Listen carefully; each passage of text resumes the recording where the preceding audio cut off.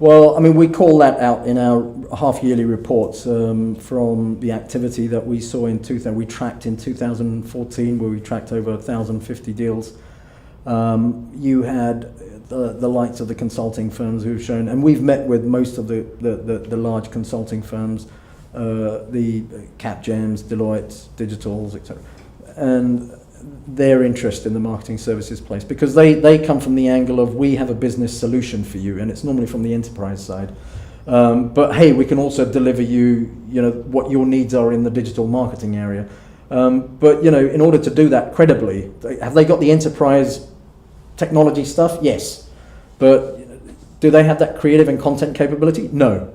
And that's where their interest comes into acquiring these companies from that traditional kind of, not traditional, but digital marketing niche areas like UX, design, build, etc.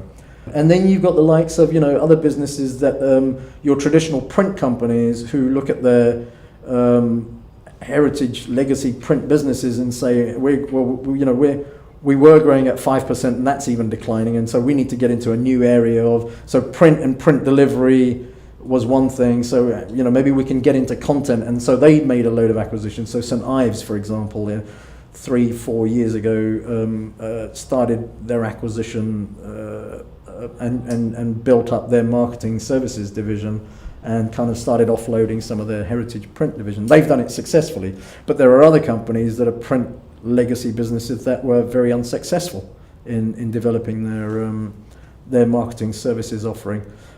So there's a lot of interest in the space because you've got over $500 billion of ad spend out there, but you're always going to have the big players because you've got the big brands and they need the big players like McCann Erickson and Ogilvy, and they're quite restricted in where they can go.